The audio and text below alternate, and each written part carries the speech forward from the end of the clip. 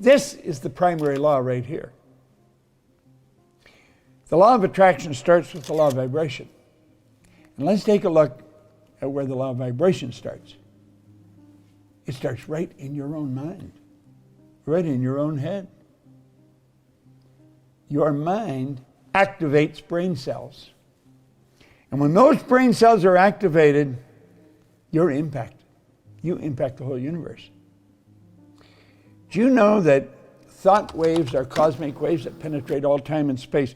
You see, as you get studying this and as you start to get into it in some depth, the ideas are so vast, they're so huge, and you think, this is about me?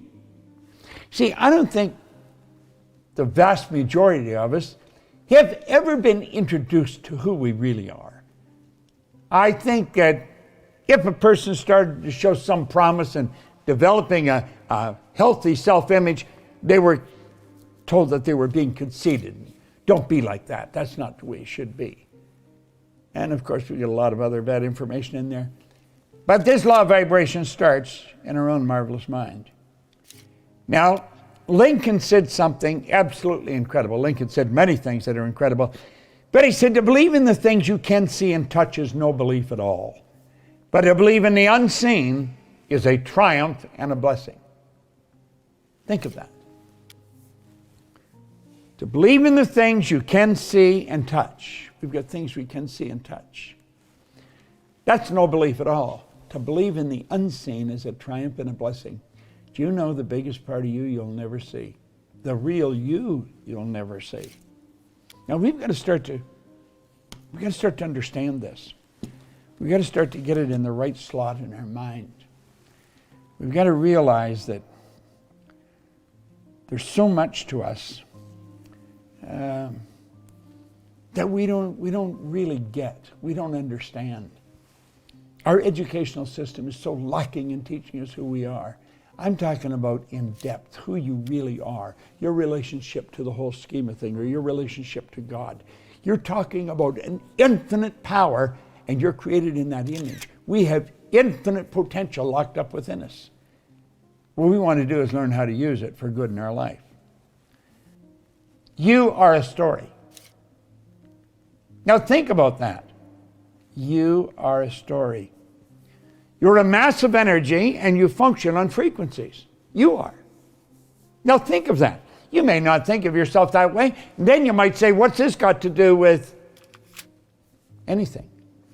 Well, if you really understand it, you can attract more money, all the money you want, as a matter of fact. You can attract good health. You can attract great relationships. You can attract phenomenal business. You are a mass of energy and you function on frequencies. And Val really helped me understand that. Val van der Waal had a very strong spiritual understanding. And he said, Bob, if you take a picture of yourself with a Kirlian camera, you're going to see yourself as a glistening, radiating, gleaming form. Semyon Kirlian was a Russian photographer back in 1934, and he perfected Kirlian photography, what we call now Kirlian photography after him. When you photograph mass, you can photograph the energy coming from it. You can photograph a plant, and you'll see there's a vibration coming from the plant. Everything vibrates. A garden rock is vibrating. Everything moves. Nothing rests. Now, why am I telling you this? I'm telling you because I think it's a mighty important thing for you to really understand. You see, energy functions on frequencies, and that's what you're made of. Your body is a mass of living energy. A frequency is a level of vibration. That's exactly what a frequency is. There is an infinite number of frequencies. Remember I said you can think, activate brain cells, and you send off a charge of energy. Now stay with me here. This is so important, yet it's so misunderstood. There's an infinite number of frequencies. Every one of those little purple lines or a level represent a level of vibration. Now, do you know, Albert Einstein, God bless him, he sure had his act put together, didn't he? He said, everything is energy, and that's all there is to it. Match the frequency of the reality you want, and you cannot help but get that reality. It can be no other way. This is not philosophy. This is physics. Now, this is what we teach here at the Proctor Gallagher Institute. We teach you the primary cause of the good that you desire. You take care of the cause, the effect always takes care of itself. In fact, Emerson said the law of cause and effect was the most important law in the universe. I don't know if I agree with that, but he's certainly pretty close to it if he isn't right. Everything is energy. Now think. That's all there is to it. Everything is energy. Everything. Match the frequency of the reality you want. Yet you cannot help but get that reality. It can be no other way. This is not philosophy. This is physics. Earl Nightingale said essentially the same thing in 1959. He brought out the strangest secret record. Right at the beginning of that recording, he talks about the good Dr. Albert Schweitzer being interviewed at an airport in London when he got off a plane. And they asked the good doctor, what was wrong with man today? He said he thought about it for a while. Then he said, man simply doesn't think.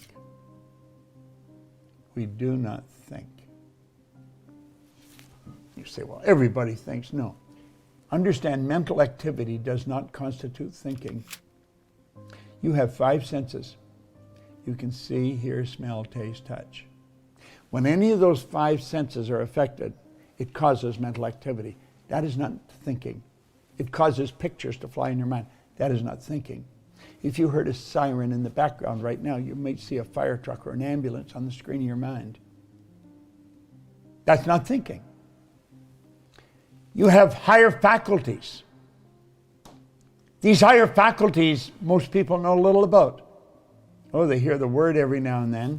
You have perception, the will, reason, imagination, memory, intuition. These higher faculties are what literally separate us from all the rest of the animal kingdom.